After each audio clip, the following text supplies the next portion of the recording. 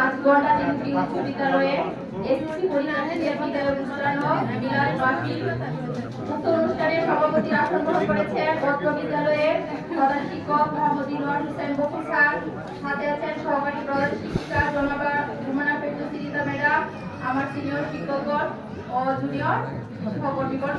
সামনে উপস্থিত আছে আমার প্রাণপ্রিয় শিক্ষার্থী বৃন্দ, সবাইকে আমার সালাম, আসসালামু আলাইকুম।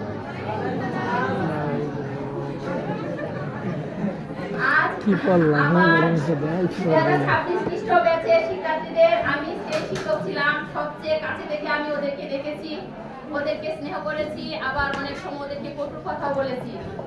সবকিছু করেছি আমি আমার কর্তব্য এবং দায়িত্বের কারণে, কারণ আমাদের সরকার আমাকে যে কর্তব্য দায়িত্ব দিয়েছে সেটাকে আমার যথাযথভাবে পালন করতে হবে।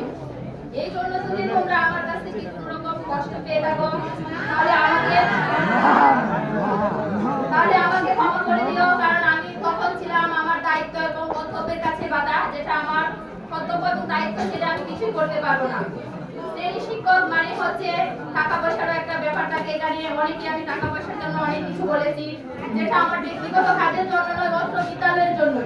আর সেই কারণে অনেকেই কষ্ট পেয়েছে, এটা আমি জানি। আবারও আমি তোমাদের কাছে সেই জন্য আমি তো বুঝিয়ে দিই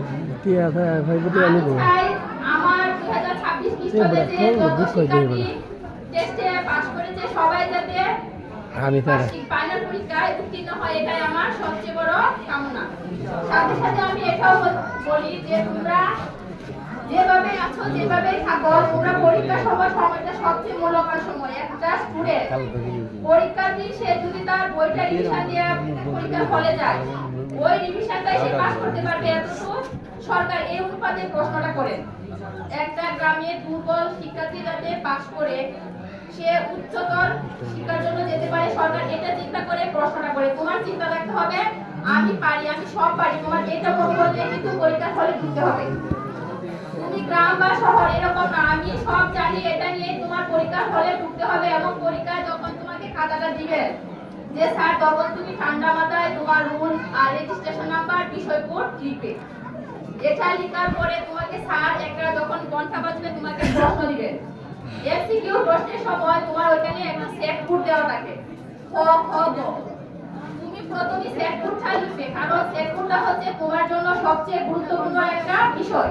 তুমি যদি সেট কোড না লিখে তোমার ওয়াইমারটা জমা দাও, তাহলে তোমার খাতাটা কখনো এটা রেজাল্ট আসবে না। কারণ তুমি কোন সেট কোডে দাগিয়েছো সেটা যে যিনি দেখবেন কম্পিউটারে দেখবে এটা তোমার যে ওয়াইমারটা, তখন এটা বাদ করে যাবে। মনে থাকবে সবার সেট কোড তোমরা সবাই যে এমসিকিউ খাতার মধ্যে সেট কোডটা তোমরা সবাই লিখবে। আরেকটা হচ্ছে বিষয় কোড, তুমি যে বিষয়ে যেদিন পরীক্ষা হবে ওই দিন ওই বিষয় কোডটা লিখতে হবে। মনে থাকবে।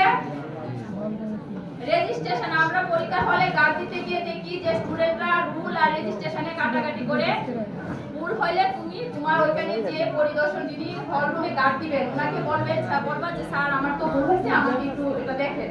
উনি তোমাকে বুঝিয়ে দিবে, কিন্তু তুমি আগে কখনো কাটাকাটি করবে না। কাটাকাটি করলে তোমার খাতার যে সৌন্দর্যটা এটা নষ্ট হয়ে যায়। মনে থাকবে। আর তোমার কোনো ভয় পাওয়ার দরকার নাই, তুমি আশেপাশে দেখবা যে তোমার কাছে কেউ, তুমি কাউকে কথা বলবে না কারোর সাথে, আবার তুমি নিজেও সাহায্য করবে না অন্যকে। মনে রাখবে, কারণ তোমার এখন যে পরীক্ষাটা হচ্ছে সবাই তোমাকে কি তোমার আমাদের যে আইন হচ্ছে যে তোমাকে ভয় দেখাচ্ছে, আসলে একটা ভয় পাওয়ার কিছু নাই। তুমি ঠান্ডা মাথায় বল, বাবা আমি এটা স্কুলে পরীক্ষা দিচ্ছি, আমার নিজের স্কুলে বসে এটা আমি পরীক্ষা দিচ্ছি।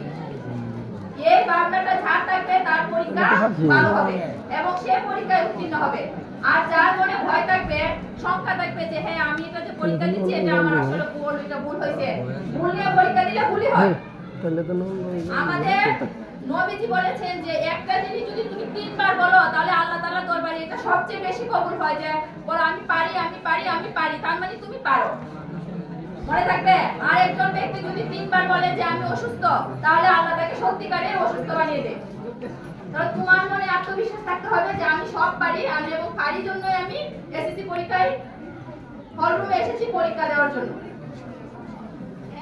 আচ্ছা, আজ আমি আর বেশি কিছু বলবো না। তোমাদের জন্য আমার প্রাণের অন্তঃস্থল থেকে অনেক অনেক দোয়া এবং শুভকামনা রইল। তোমরা যাতে আগামী পথ চলা অনেক ভালো হয়। সবাইকে আমার সালাম, আসসালামু আলাইকুম।